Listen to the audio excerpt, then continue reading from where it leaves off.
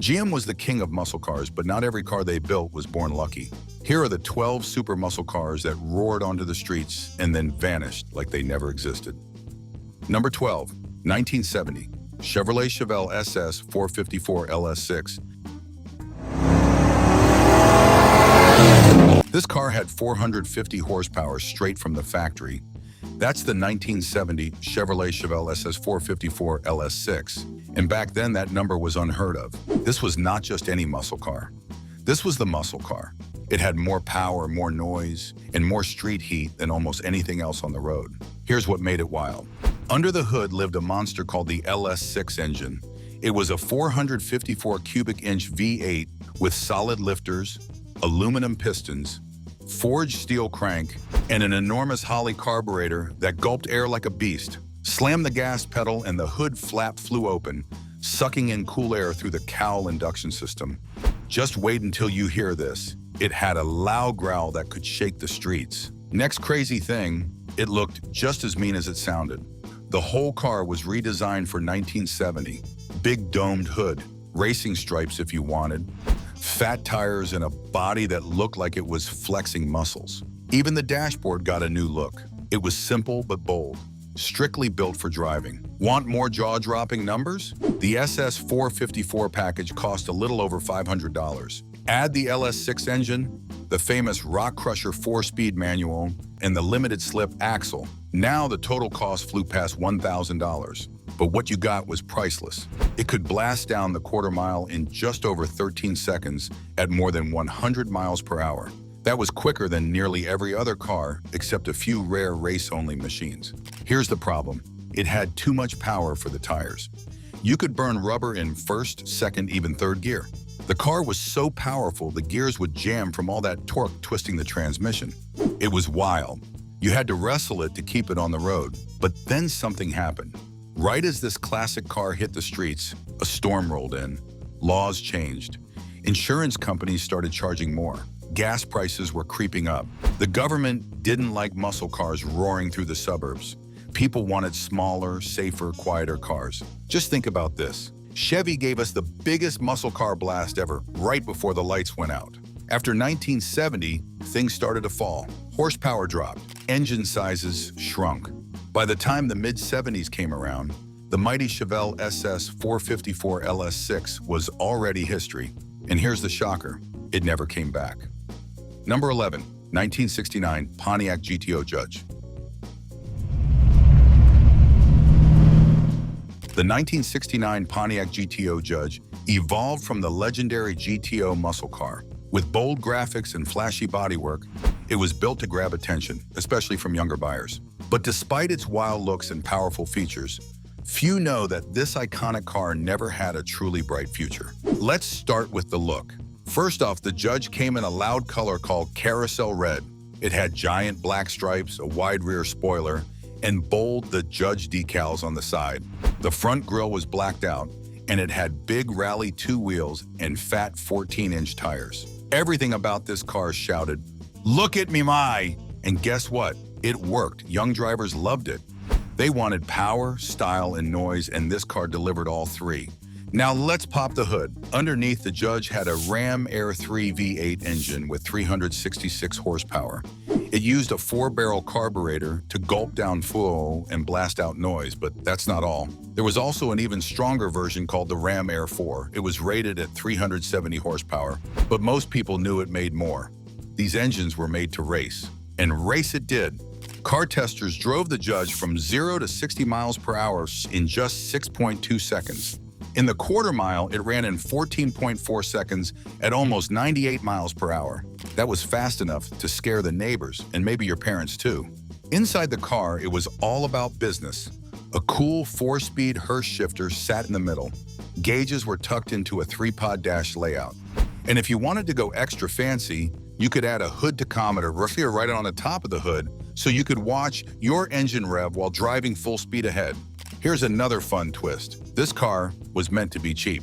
That's right, the Judge package only cost $332 extra on the regular GTO. Pontiac wanted it to beat budget muscle cars like the Plymouth Roadrunner and Chevy Malibu SS.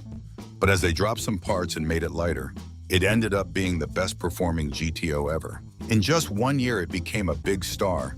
Pontiac even ran TV ads and magazine covers saying, "All rise for the Judge." They had rock bands and commercials. Kids loved it. Around 6,800 Judges were sold in 1969. That was a big win for Pontiac.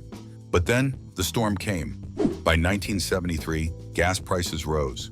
Insurance costs jumped, and people started to move away from muscle cars. Sales dropped, and Pontiac stopped making the Judge. Just like that, this wild street king disappeared from the spotlight. Number 10, 1987 Buick GNX.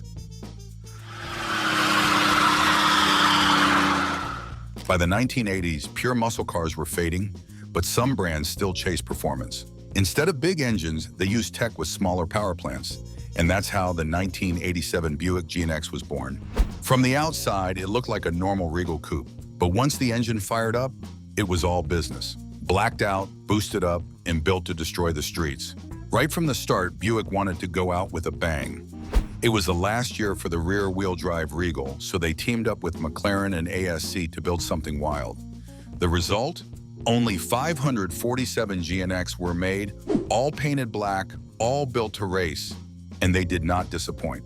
Now hold on tight, the GNX had a 231 cubic inch turbocharged V6 engine. But not just any V6, this one had a big turbo, a special intercooler, and custom parts that made it roar. Buick said it had 276 horsepower and 360 pound-feet of torque.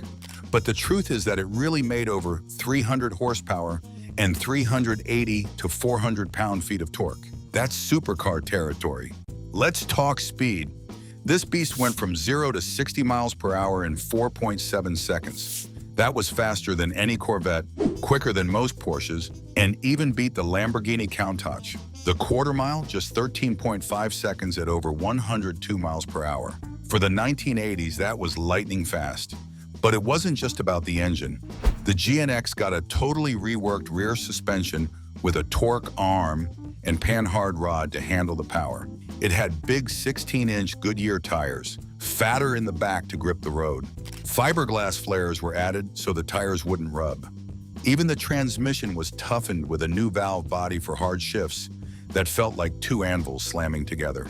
Want more cool stuff? Inside, Buick added real Stewart Warner gauges showing turbo boost, oil pressure, and even water temperature. The speedometer went up to 160 miles per hour, and there was a special GNX badge with each car's number on the dash. No sunroof, no T-tops, it's just a serious structure to hold the power in place. Even the outside got love. It had heat exit vents on the front fenders, a blacked-out grille with GNX lettering, and deep black mesh wheels made just for this car. Everything looked mean, low, and ready to launch. But here comes the twist. This was a goodbye car. Buick only built it for 1 year. After that, the turbo V6 was gone. The rear-drive Regal was gone, and the GNX disappeared forever. Number 9, 1967, Chevrolet Camaro Z28.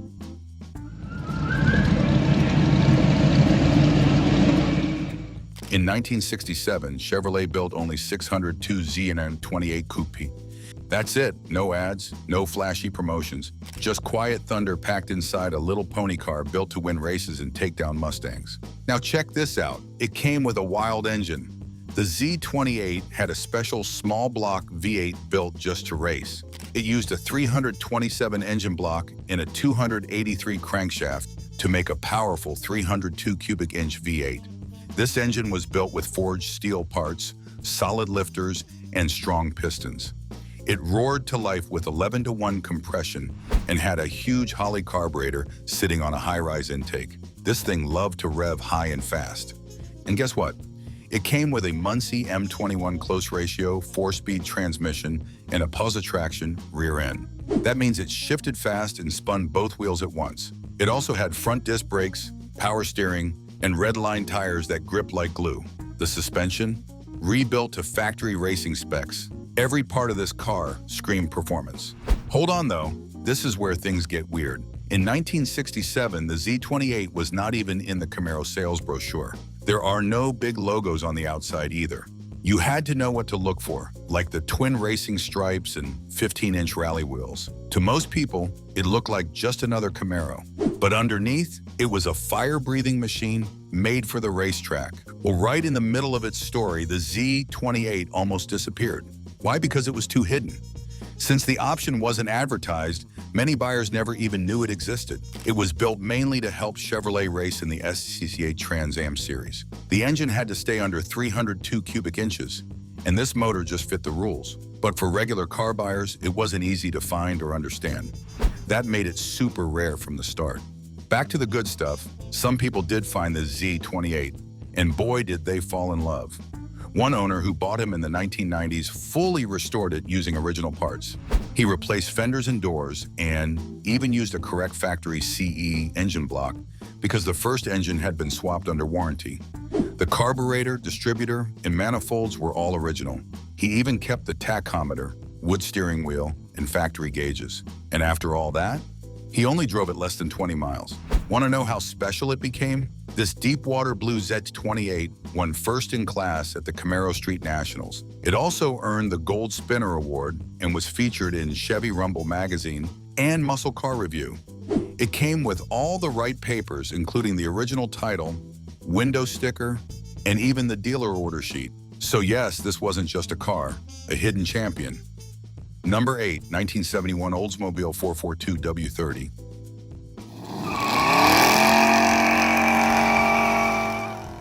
The 1971 Oldsmobile 442 W30 was pure American power and came with a giant 455 cubic inch V8 engine under the hood. And it was no ordinary engine. It was rebuilt to pump out 350 horsepower, paired with the famous M22 Muncie 4-speed manual transmission. Just imagine grabbing that Hurst shifter and feeling the car roar to life. Here's what makes it even cooler. It had a 3.73 Posey traction rear end. That meant when you hit the gas, both wheels spun together for big-time traction and great speed. You could burn rubber and leave tire marks for days.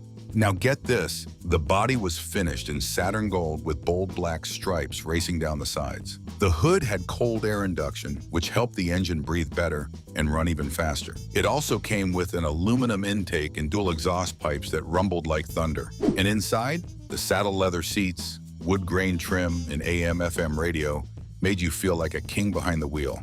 Wait till you hear this.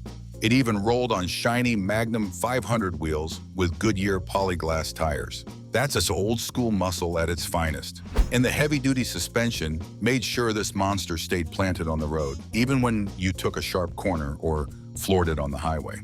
But then things changed. By 1971, the muscle car era started to fade. Government rules said cars had to run cleaner and use regular fuel. So, Oldsmobile had to lower the engine's compression. That meant less power. What used to be a 10.5-to-1 ratio dropped to just 8.5-to-1. The horsepower rating fell too. Even though the car still felt strong, on paper it looked weaker. Here's the twist. They also started using new horsepower numbers called net rating hungs. These showed how much power the engine made with all its parts running. So even if the engine was still a beast, the number looked small. The W30 package, once feared on the street, now had to fight just to prove it was still fast. But the story's not over. One car fan named Larry Chernow bought a bittersweet colored W30 from the original owner back in 1986. At first, he didn't like the color, but the car was all original, and even the bolts and clamps were untouched. It ran like a dream. Only 910 of these W30 hardtops were ever made. And Larry had one. What happened next? He gave it a full restoration, keeping as many parts original as he could. He even left the factory drips and markings under the hood. Later, when the engine felt rough, he rebuilt it, giving it even more power. Today, it can probably make 385 horses, and when Larry hammers the gas, that car still throws down rubber and slides sideways like it's 1971 all over again. Number 7, 1970 Pontiac Firebird Trans Am Ram Air 4.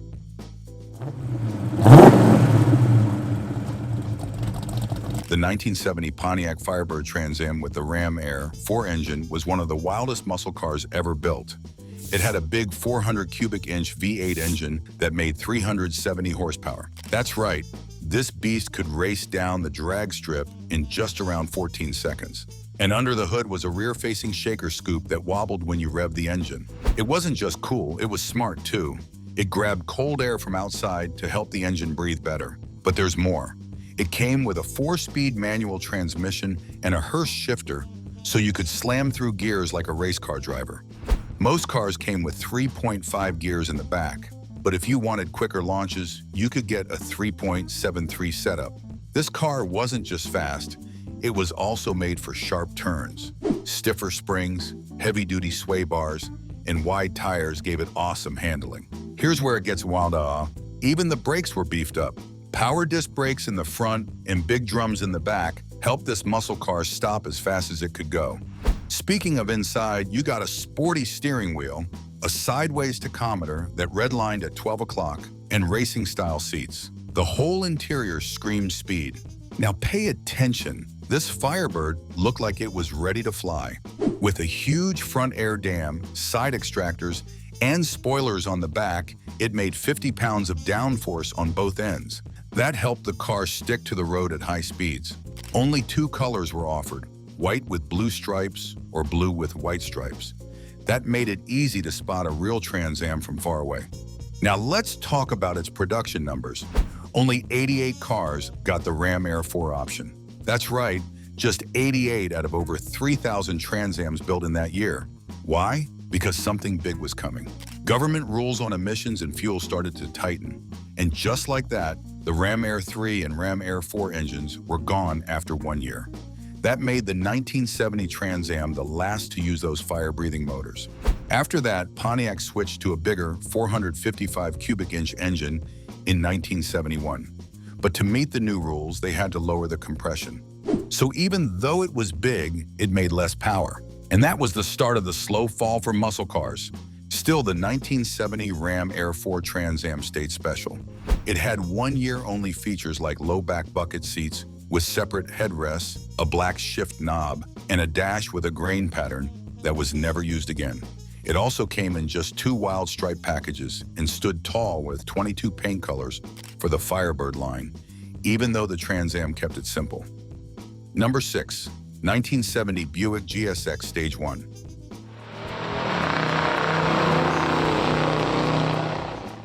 The 1970 Buick GSX Stage 1 is one of the most exciting muscle cars to ever hit the streets.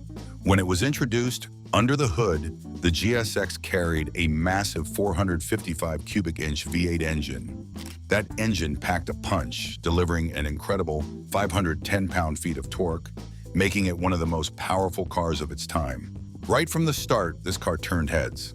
Now, the Buick GSX wasn't just about raw power, it had style too. The car came in 2 colors, Apollo White and Saturn Yellow.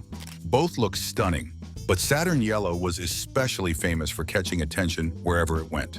The sleek design of the GSX, combined with its aggressive hood scoops, gave it a look that said, "I'm here to dominate." Let's turn up the heat. What made the GSX Stage 1 truly special was its Stage 1 performance package. This upgrade brought even more power to the car, with tweaks like a hotter camshaft, stronger springs, and bigger valves. These changes made the GSX Stage 1 even more exciting to drive, with a horsepower rating of 360, but many gearheads believed it was actually well over 400. Then came the wild part. With all that muscle packed inside, the GSX Stage 1 could blaze through the quarter mile in just 13.8 seconds at over 100 miles per hour. That was quicker than most other muscle machines on the street, even the ones powered by a Hemi. But this wasn't just a straight-line rocket. With power brakes and a heavy-duty suspension, it was made to handle like a champ, too. But then, something strange happened. Despite the power, the looks, and the muscle magic, Buick drivers didn't show up. That's right, the GSX had the heart of a warrior, but it wore the wrong badge. Buick was known for quiet, smooth-riding cars for older folks, not for street-shaking muscle. And because of that image, younger buyers never gave the GSX a real chance. Suddenly, sales hit the brakes. Only 678 GSX models were built in 1970, and of those, just about 400 came with the Stage 1 package. It was fast, it was bold, but it was also misunderstood. Many people never even knew it existed until it was already gone. Even with a rocket under the hood, the GSX never reached the spotlight it deserved. It wasn't because of GM or laws. It was because the world didn't expect that kind of power from a Buick. That makes it even cooler today. Now, it's a legend, a hidden treasure, but every single one proves that sometimes greatness comes from the most unexpected places. Number 5, 1969 Chevrolet Copo Camaro, 427. It was awesome seeing them on the drag strip. I'll catch you guys at the next one. Chevrolet built a 1969 masterpiece called the Copo Camaro 427. And no, it wasn't on any regular sales sheet. This thing came out of a hidden backdoor in GM's system using something called the Copo trick. That stands for Central Office Production Order, and it let a few dealers sneak in giant engines that weren't normally allowed. Let's talk power first. This Camaro had a 427 cubic inch V8 engine. It made 425 horsepower and 460 pound-feet of torque. It had forged pistons, a forged crankshaft, and big iron heads. On top of all that sat a huge Holley carburetor, ready to suck in air and roar down the road. This wasn't just strong, it was wild. But here's what made it extra cool. Most Camaros came with the biggest engine being a 396. But thanks to a man named Vince Piggins and a smart racer dealer named Don Yenko, GM allowed this one to break the rules. They used a special order, Copo 009561, to drop in that big block 427. This made it faster than almost anything else you could buy in a showroom. But wait, it gets even better. Now comes the fun twist. Some cars like this one also had a second Copo code, Copo 9737. That one added even more fun, a 140 miles per hour speedometer, better suspension, front disc brakes, and cool rally wheels. This combo is called a double Copo. Very few were made, and even fewer were sold to regular people. But now the bad news. Even though it was super powerful, this car wasn't in the catalog. Regular buyers didn't even know it existed, and most dealers had no clue how to order it. Only a few insiders like Yenko or Berger Chevrolet had the secret. So while Chevrolet built over 240,000 Camaros in 1969, only a few hundred were Copo 427s, and only a small handful had both Copo codes. Then it just vanished. Why? Because GM never meant for this car to become famous. It was a quiet deal made just for a few dealers. It wasn't advertised. It wasn't in magazines. And once 1970 rolled in, the special order trick faded away. GM locked the back door, and the double Copo Camaro disappeared like smoke from burning tires. Still, one look at a real one today, and you'll know it was something legendary. One special example wore Hugger Orange and had a 4-speed manual with a Hirsch shifter. Another rare one was Fathom Green, which had a green interior and was built by Berger Chevrolet. These cars were fully restored, complete with chambered exhausts and original-style tires. They even kept the smog parts, which most racers tossed away. Every inch was factory muscle, just hidden behind the Copo code. Number 4, 1965 Chevrolet Chevelle Z16. Chevrolet only built 201 of the 1965 Chevelle Z16 Super Sport cars. That's it, just 201. And inside every single one was a brand new big block engine that would change the muscle car world forever. Let's start under the hood. This Chevelle came with a special 396 cubic inch V8 engine called the L37. It made 375 horsepower and had a loud, mean growl. It came with a hydraulic cam, big port heads, a 4-barrel Holley carburetor, and an aluminum intake. This was serious power, especially in 1965. Let's rewind a bit. Back in 1964, Chevrolet still let you buy a Chevelle SS with a 6-cylinder engine. But in 1965, with the Z16, that all changed. This SS package wasn't just for looks anymore. It meant a big engine, big speed, and big fun.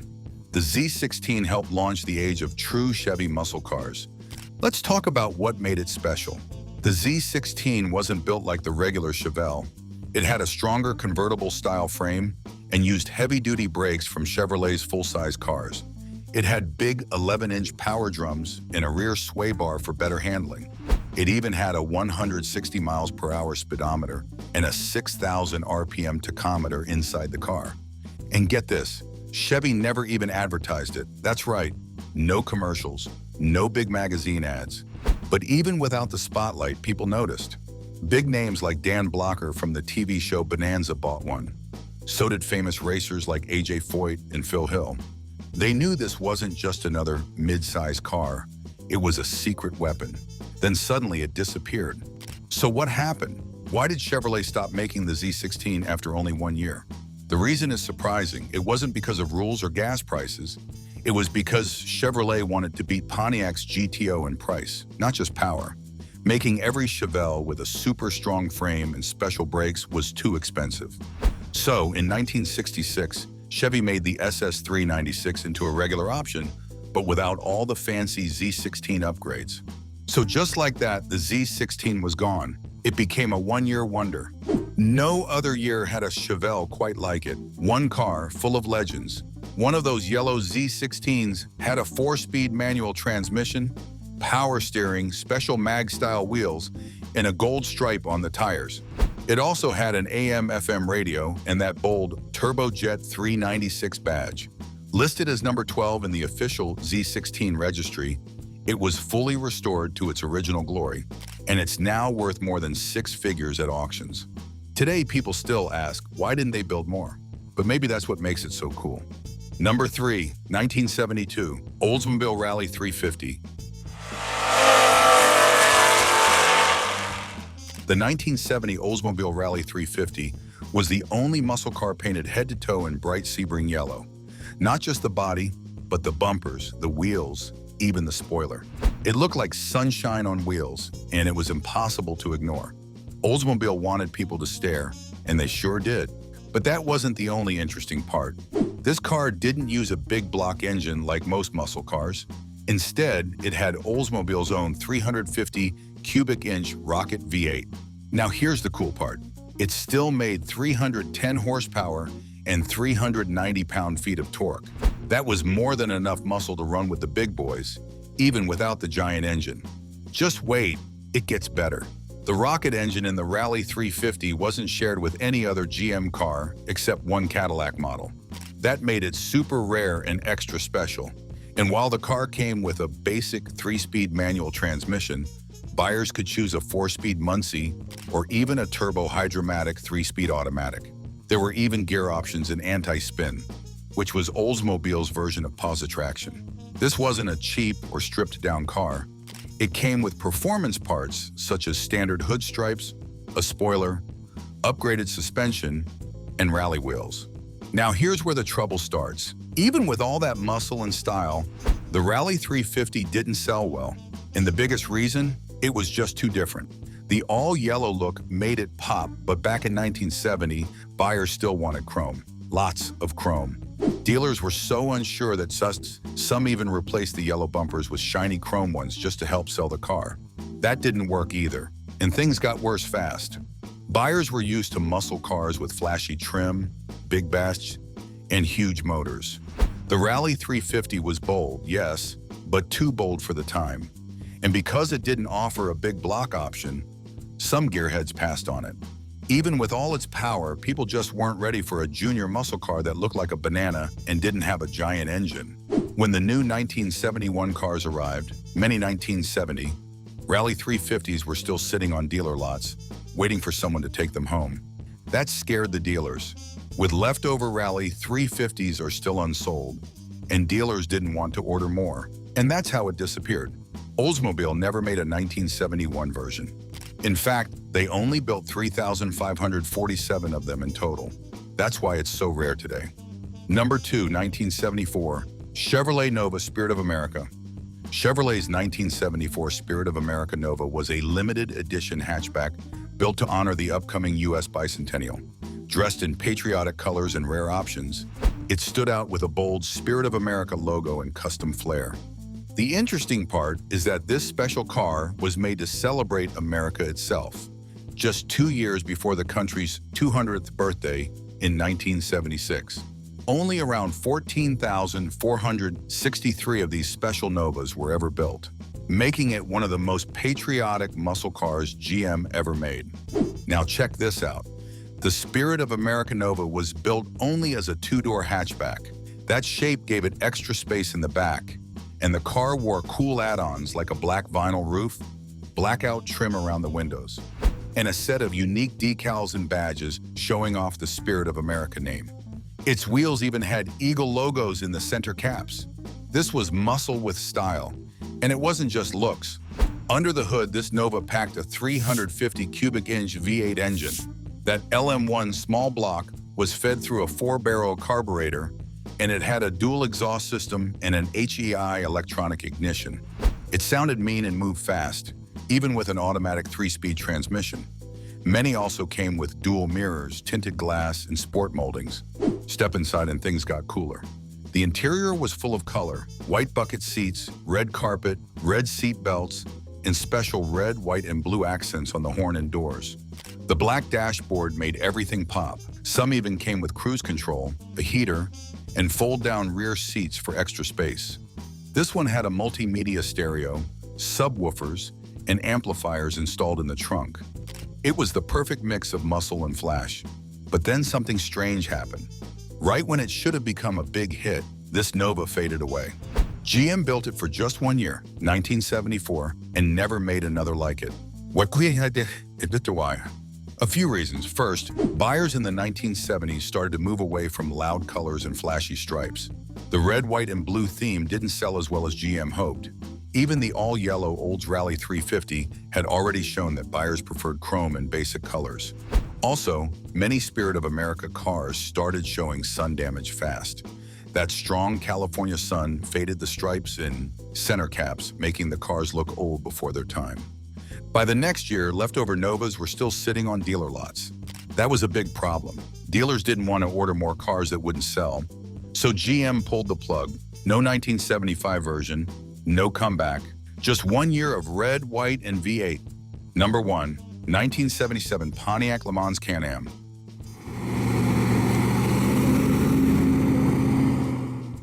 In the 1977 Pontiac CanAm was a muscle car but built on the longer Le Mans body.